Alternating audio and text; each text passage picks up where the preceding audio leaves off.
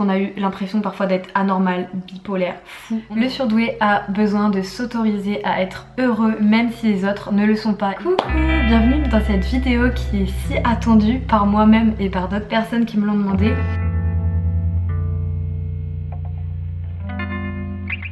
Aujourd'hui, on va aborder le sujet de est-ce que tu es surdoué? Il y a plein de noms maintenant pour appeler ça. Qu'est-ce que le zèbre? Qu'est-ce que l'enfant indigo? Qu'est-ce que le haut potentiel? Mais maintenant, voilà, qu'est-ce que c'est? Alors, première chose, bon déjà j'ai un carnet parce que sinon c'est vraiment trop galère. Je pars dans tous les sens parce que je le suis moi-même et justement, c'est ça le principe, c'est que tu as une capacité à réfléchir qui est différente des autres personnes. C'est-à-dire que ce n'est pas linéaire, hein. C'est pas tu vas d'un point A à un point B, c'est entre le point A et le point B, c'est le gros bazar et parfois quand tu es au point B, tu oublies le point A.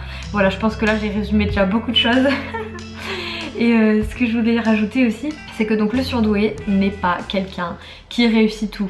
C'est possible, comme c'est pas possible aussi. C'est-à-dire que souvent on se dit mais moi je peux pas être surdouée puisque je suis bête, ce genre de phrase. Mais c'est quoi être bête? Est-ce que c'est ne pas réussir à l'école? Est-ce que c'est se sentir bête dans des situations?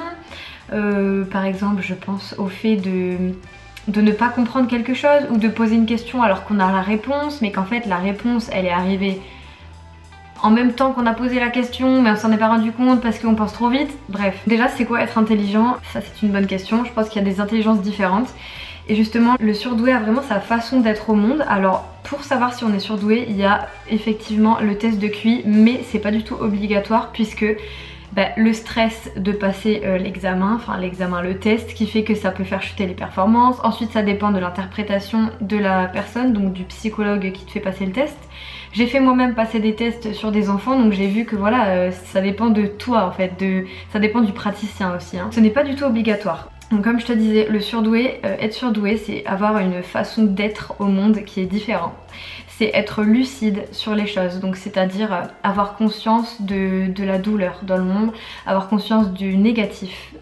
Pendant très longtemps, parfois le surdoué, moi j'étais comme ça avant, peut se dire voilà que le monde est horrible et qu'il a pas envie de vivre là, enfin il est tellement lucide sur tout ce qui se passe qu'il peut même ne pas s'autoriser à être heureux en fait et se mettre en sauveur. Donc ça peut arriver. Mais donc voilà, il est lucide sur les autres, c'est-à-dire qu'il va être attentif aux détails. Prends mon exemple personnel, d'arriver dans une salle et de sentir une ambiance, d'être dans un repas, de sentir un changement d'émotion chez une personne. On va pouvoir remarquer très rapidement un changement chez la personne émotionnel avant même que cette personne ne s'en rende compte sur elle-même en fait. On peut aussi surinterpréter, hein, ça faut en être conscient, on peut surinterpréter. Le surdoué c'est les pensées à l'infini, donc on fait que penser, voilà.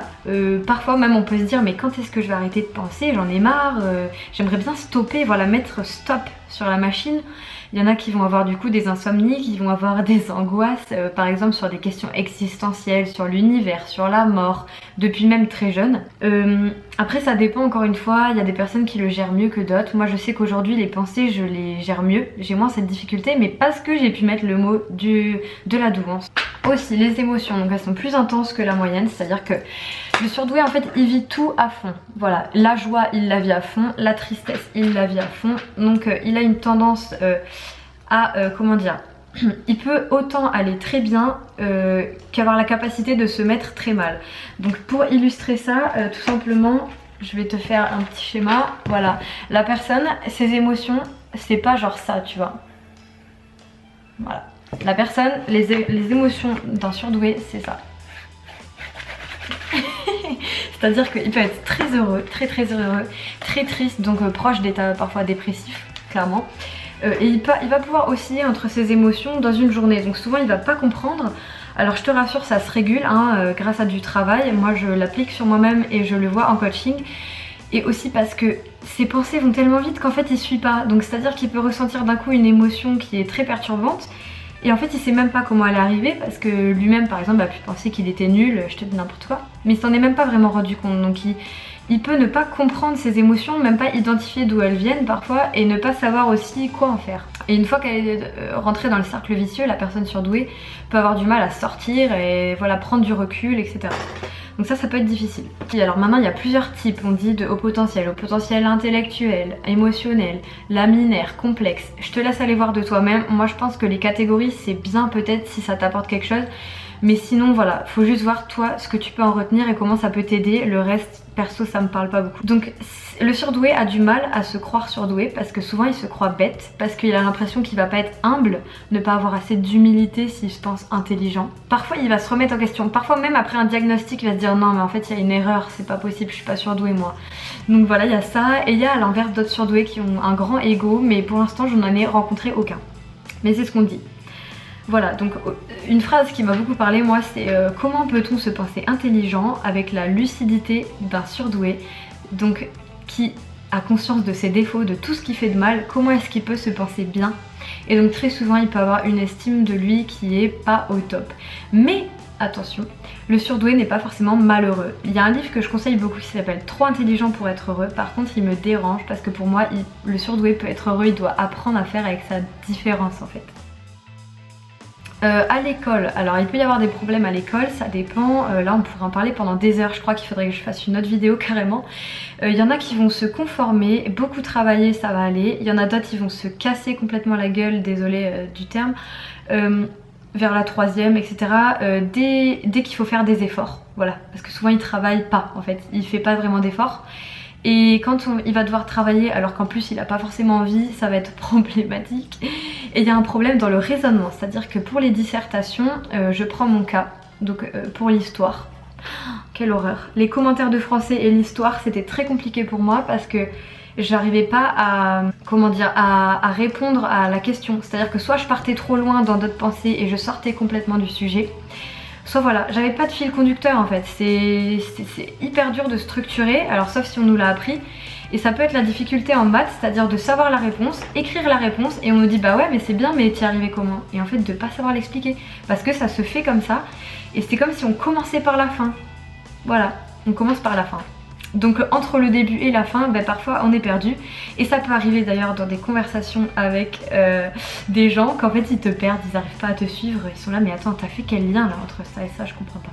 Également le surdoué peut avoir très peur de l'échec, voilà, avoir peur de mal faire, il est très perfectionniste, il veut faire les choses bien, ce qui fait que souvent il peut procrastiner parce qu'il préfère repousser en se disant que là il est pas prêt, c'est pas le bon moment, il a pas le bon matériel, il est pas assez comme ci, pas assez comme ça, il veut tellement faire parfait que parfois il peut ne pas faire. Donc la procrastination, ça c'est quelque chose qui est assez présent. Évidemment il y a des solutions, hein, on pourra en parler si vous voulez, dites-le moi en commentaire. Donc voilà, ça c'est quelque chose qui peut arriver, et vraiment la peur de l'échec. C'est quelque chose de très grand. Et le syndrome de l'imposteur, je te renvoie vers une vidéo sur le sujet, mais il peut avoir ce syndrome de l'imposteur, c'est-à-dire le fait de, quand il réussit, penser qu'en fait c'est pas dû à ses capacités, c'est plutôt de la chance. Il peut avoir l'impression d'être un peu un escroc, qu'un jour on va découvrir qu'il est bête en fait, voilà. Ça c'est le syndrome de l'imposteur. Ensuite, pour enchaîner, parce qu'il y a beaucoup de points, oui, ça a été prouvé, tout ce que je vous dis ça a été prouvé en IRM, donc dans le cerveau, on voit qu'en fait le surdoué, quand par exemple il pense à une chose, il fait une action, il va avoir plein d'autres zones dans le cerveau qui s'activent et qui s'associent en fait. Il fait des associations tout le temps, donc une pensée peut entraîner 10 pensées. Et chez une personne lambda, bah, il y aura peut-être une zone activée ou deux, mais pas 10, pas 15, pas 20, vous voyez ce que je voulais dire? Donc ça a été montré en IRM, donc le traitement des idées, traitement des informations est très rapide et très rapide, et parfois le surdoué a du mal à filtrer. Je prends mon exemple voilà, je suis au restaurant, personne n'est dérangé par le bruit ou par des détails, et moi voilà, il va le bruit, la lumière qui est trop forte, les lumières trop violentes, plein de choses qui m'agressent, les gens que je vois, ou si j'entends un conflit à la table d'à côté et que du coup je vais être en mode éponge, et tout ça, ça peut vraiment fatiguer, et c'est des détails auxquels les gens ne font pas attention et ont avoir du mal à trier les infos. Il y a des gens qui trient les infos, ils gardent les essentiels, ben nous on va un peu prendre tout en fait, voilà, pour faire un résumé simple. Ensuite, ben là je suis en train de le faire actuellement, donc voilà, vous avez l'exemple, essayez de parler vite pour tout dire. Parce que l'information vient tellement rapidement qu'en fait le surdoué peut parler très vite, hein. On peut souvent lui dire calme-toi tranquille, tu parles trop fort, tu parles trop vite. Il a envie de dire toutes ses idées et ça fuse tellement. Il peut perdre le fil de sa pensée, il peut avoir l'impression de surchauffer.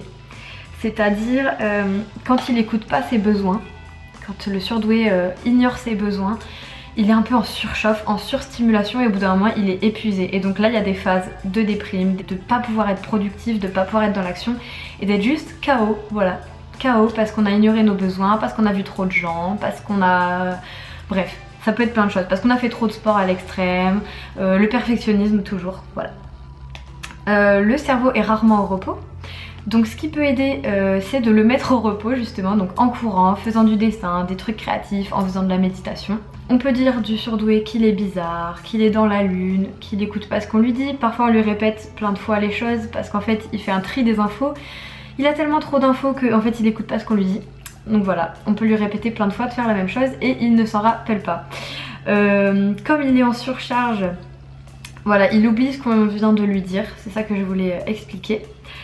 Et le surdoué, donc en tout cas je parle vraiment du haut potentiel émotionnel, il va utiliser plus l'hémisphère droit du cerveau, c'est-à-dire tout ce qui est créatif, la sensibilité, l'imagination, plus que la logique. Donc il va analyser les choses de manière plus émotionnelle. Aussi quelque chose qui peut se passer, donc sûrement par rapport aux critiques, c'est prendre les choses au premier degré, que ce soit les critiques, les mots, le sens des mots est très important. Et au niveau de l'humour, parfois au niveau de l'humour ça va être compliqué, c'est-à-dire que quelque chose qui va faire rire tout le monde ne va pas faire rire le surdoué, il va pas comprendre l'humour en fait, lui va prendre le mot au premier degré et parfois le sens de certaines phrases va pas être interprété de la même manière par un surdoué que par une personne lambda. On appelle ça neurotypique, ça me fait rire ce mot mais voilà, on utilise ce mot. Donc comme il comprend pas les blagues aussi, il peut se sentir en décalage dans les conversations, aussi il peut perdre de l'intérêt dans les conversations qu'il trouve futiles parce qu'il a envie de profondeur, de conversations profondes, intéressantes et donc il peut être vraiment en ennui intellectuel. Moi je l'ai beaucoup ressenti et encore plus en tant que fille dans le sens où je correspondais au caractère, enfin aux critères qu'on attend d'un garçon et d'une fille et donc en fait je m'ennuyais profondément dans beaucoup de relations, ce qui fait que soit je restais toute seule, soit voilà j'avais tendance à beaucoup m'ennuyer. Aussi le surdoué peut avoir du mal à être à l'aise en groupe et préférer être tout seul, sauf si le groupe est bienveillant et que voilà, il y a le feeling qui passe. Le côté affectif, on y vient, très important le côté affectif. Le surdoué peut être meilleur dans une matière à l'école s'il aime bien le professeur parce qu'il marche à l'affect. Et si justement il ne considère pas le professeur légitime, moins intelligent que lui, il va rien faire, il va pas l'écouter, il va pas avoir confiance et voilà, les résultats vont souvent dépendre de l'affectif par rapport au professeur. Donc il pense d'abord avec son cœur, c'est une éponge émotionnelle, il ressent les ambiances, il a une empathie constante de tout. Donc il va vraiment se mettre à la place des gens. Et il y a le côté hyper esthésique des 5 sens. Le visuel, j'ai les lumières voilà, qui m'agressent. L'audition, les bruits qui dérangent, les petits bruits persistants, des choses qu'on remarque et que les autres ne remarquent pas. Il peut y avoir les odeurs aussi qui peuvent être perturbantes. Tous les 5 sens en fait qui sont exacerbés, vécus plus intensément. On peut être aussi sensible à la texture des aliments.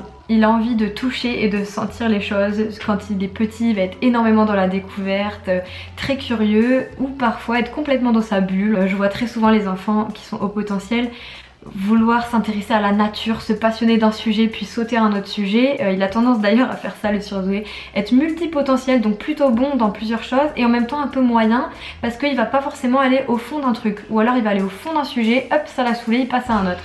Donc voilà, il explore différentes idées et ensuite il peut les rassembler et donc être meilleur dans ce qu'il fait aussi. Ça on l'oublie parce qu'on nous demande de nous focaliser sur un truc, choisir une voie, mais le surdoué c'est une grande capacité qu'il a pour ça. Parfois une petite remarque peut faire voilà, une montagne comme je l'ai expliqué. Il réagit plus fort à de petites choses et il tente parfois de diminuer ses émotions quand ça monte mais ça peut exploser ensuite. C'est vraiment s'autoriser et trouver un moyen de se calmer, de prendre du recul, de prendre des moments pour soi. On a eu l'impression parfois d'être anormal, bipolaire, fou. On nous a dit qu'on était folle, fou. Et ça peut être un soulagement et rien que ça peut changer une vie. Je le prends dans ma situation, ça a vraiment changé ma vie. Et après ça dépend, il y en a d'autres qui vont le remettre en question, qui vont avoir du mal parce que c'est aussi reconnaître sa différence. Donc le surdoué est différent mais il a des similitudes avec les autres et ça on peut pas dire que voilà il est complètement à part. Il peut être rebelle, il ne supporte pas l'injustice, il a besoin d'apprendre de nouvelles choses, il peut s'éparpiller, faire le tour d'un domaine puis passer à un autre. Il a besoin de tout remettre en question et il remet toujours tout en question, sur lui-même, sur la vie, sur tout. Il peut se trouver parfois nul et paradoxalement très intelligent, c'est étrange. Parfois il se trouve bête, parfois il se trouve plus intelligent que les autres. Il peut se diminuer quand les autres prennent trop de place parce qu'il ne veut pas se mettre en avant et qu'il veut pas que les autres se sentent mal, donc par empathie. Il y a souvent un gros sentiment d'être incompris, incomprise depuis toujours. Et le truc voilà, c'est que le surdoué a vraiment besoin de se comprendre lui-même pour pouvoir ensuite être à l'aise aussi avec les autres, parce que forcément il y a tellement de choses qu'il comprend pas chez lui que c'est extrêmement dur de s'adapter et de savoir gérer ses propres émotions. Je viens de penser à l'école, ce qui peut arriver aussi c'est que l'élève surdoué donc ne répond pas aux questions même quand il sait la réponse, parce qu'il a l'impression que ça peut pas être ça, que c'est trop simple, et il va pas forcément oser aussi par peur de l'échec. Ça peut être un élève insolent, provoquant, en difficulté parce qu'il n'aime pas l'autorité, et il peut sinon beaucoup se conformer et un peu s'écraser et vouloir être un bon élève. Les années d'études peuvent parfois sembler un peu interminables pour le surdoué qui peut s'ennuyer complètement. Ça dépend, mais en tout cas moi j'ai eu l'impression que mes années de cours étaient vraiment hyper longues et que c'était limite une vie entière. Voilà, il y a ce côté aussi, comme je vous ai dit, de faux self, on appelle ça, c'est-à-dire se construire une autre personnalité qui s'adapte et qui est acceptée par les autres. Souvent il est attaqué sans comprendre pourquoi, il se dit mais qu'est-ce qui cloche chez moi, pourquoi tout le temps on m'attaque, et en fait cette différence là n'est pas comprise par les autres. Je voulais rajouter que le surdoué peut avoir des troubles 10 comme dyslexie, dyscalculie, etc. Pour mon cas pas du tout, moi j'ai appris très vite à écrire et à lire et j'ai sauté une classe. Et ensuite j'ai redoublé, mais ça c'est une autre histoire. Mais je sais qu'il y en a qui peuvent avoir des difficultés à lire et à écrire. Donc ça on peut très bien voilà, être surdoué et avoir du mal avec ça. C'est pour ça que souvent c'est pas détecté et c'est très dommage. On peut avoir aussi des troubles de l'attention. Qui sont mélangés, donc on peut avoir un trouble de l'attention et être au potentiel quoi. Le surdoué a besoin de sens, il aime tester les limites et il a besoin de sens. Aussi, il ne comprend pas le rapport aux adultes, c'est-à-dire que pour lui, il peut s'entendre avec des gens beaucoup plus âgés en fait. Et parfois il comprend pas quand il est enfant pourquoi il doit rester avec les enfants, etc. Moi ça me fait rire parce que quand j'étais à table, j'écoutais souvent les conversations des adultes, voire je m'ennuyais moins avec les adultes, voilà. Pour lui, il peut parler aux gens de tous les âges. À l'adolescence, il a besoin d'être accepté dans un groupe comme les autres, voilà. Et souvent, il peut ne pas trouver sa place ou alors faire un petit peu n'importe quoi. Je prends mon cas, donc moi je me suis beaucoup isolée, mais aussi j'ai eu une phobie scolaire, j'ai eu presque une phobie sociale tout court je pense, et puis je faisais n'importe quoi, donc vraiment voilà, tester les limites, tester les sensations, donc bien sûr les drogues, l'alcool, etc. Pas forcément, mais ça peut arriver que les surdoués aiment rechercher des sensations et donc eh bien consomment des drogues. Voilà, comme pas du tout, on peut être très consciencieux et vouloir tellement en fait ne pas sortir de l'inconfort et de, comment dire, et avoir tellement peur de l'inconnu qu'on ne le fait pas, donc ça dépend.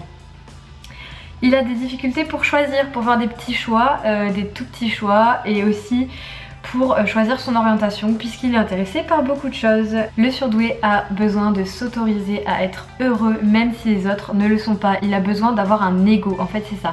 Il a besoin d'avoir un ego parce que lui il n'a pas cet ego surdimensionné, vous voyez. Il va avoir plutôt tendance à se rabaisser ou à se penser nul. Or justement ça serait bien qu'il ait un peu plus d'ego et un peu qu'il pense à lui-même. Et ça va l'aider pour pouvoir écouter les autres, pour pouvoir aider les autres, mais surtout pour s'aider soi-même. Il y a quelque chose qui peut arriver que le surdoué fait aussi, c'est, je crois qu'on appelle ça la métaposition, ou la métacommunication, pardon. C'est le fait de s'observer en train de parler. Donc typiquement, tu peux être dans un groupe comme ça et t'observes les réactions, t'observes ce que tu dis, c'est comme si t'étais spectateur et tu regardais la situation quoi en fait. Ça c'est quelque chose qu'il peut faire très souvent, et s'observer agir, s'observer penser, et il peut se retrouver un peu en spectateur, donc il est acteur et spectateur. Et parfois il est un peu trop spectateur de sa vie, mais encore une fois ça dépend, il peut devenir acteur de sa vie comme tout le monde. On est complètement acteur de nos décisions, de nos choix, et on peut même agir sur nos pensées, et oui c'est vraiment, je vous jure que c'est vrai. Il anticipe les émotions des autres, il a peur de ne pas pouvoir faire face à la vie parfois. Il se dit que ça va être trop dur quand il voit toutes les difficultés du monde, et voilà, il est en recherche d'un certain équilibre souvent. Donc quand il apprend qu'il est surdoué, il peut être en colère, qu'on ne lui ait pas dit, de ne pas avoir été compris. Il peut y avoir de la colère, du soulagement, de la tristesse. Je pense qu'il y a plusieurs phases. Mais en tout cas, le plus important, c'est que lui, il s'accepte comme il est et qu'il continue juste de vivre comme il est avec sa différence et que peu importe si ça pose problème quoi en fait.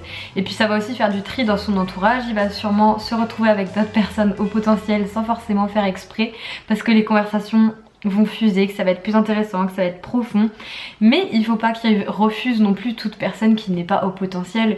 Il y a plein de personnes pas au potentiel qui peuvent être à l'écoute, bienveillantes, intéressantes. Et aussi ce que j'aimerais rajouter, c'est que les personnes surdouées sont résilientes contrairement à ce qu'on peut entendre, donc que ce sont des gens qui sont tout le temps malheureux, que tout est compliqué pour eux et tout. C'est des personnes qui sont résilientes, qui arrivent à se remettre de choses quand même très difficiles. Et c'est vraiment prouvé que ça peut aller plus vite pour guérir de maladies, etc. Des solutions, c'est rechercher des petits bonheurs au quotidien, d'essayer chaque jour de faire ce qu'il aime, de prendre soin de lui, de prendre des pauses. Il y a plein de choses à faire, voilà. Je pense que j'ai dit vraiment tout ce qu'il fallait pour l'instant. Il y a encore beaucoup de choses sûrement qu'on peut dire. En tout cas, si ça t'a plu, n'hésite pas à partager cette vidéo et sache que j'accompagne les personnes au potentiel et hypersensibles. Depuis que voilà, j'ai un peu réglé mon souci avec ça, d'acceptation, et ma vie s'est vraiment transformée.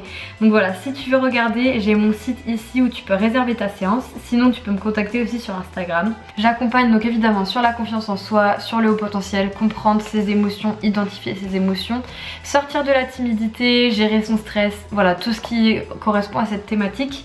Et si tu penses qu'il y a une personne de ton entourage qui peut se reconnaître, envoie-lui cette vidéo. Genre tu te rends pas compte comment ça peut changer une vie, comment moi ça a changé ma vie de le savoir. J'ai l'impression d'avoir attendu un peu toute ma vie de mettre le mot sur qui j'étais en fait. Et depuis que ça a été fait, il y a tout qui s'améliore, tout qui devient plus simple. Et je crée mon métier, et d'ailleurs en tant qu'auto-entrepreneur je trouve ça vraiment top parce que voilà, il n'y a pas une autorité qui nous dit ce qu'on fait. Sur ce, je te dis à une prochaine vidéo et puis passe une super journée.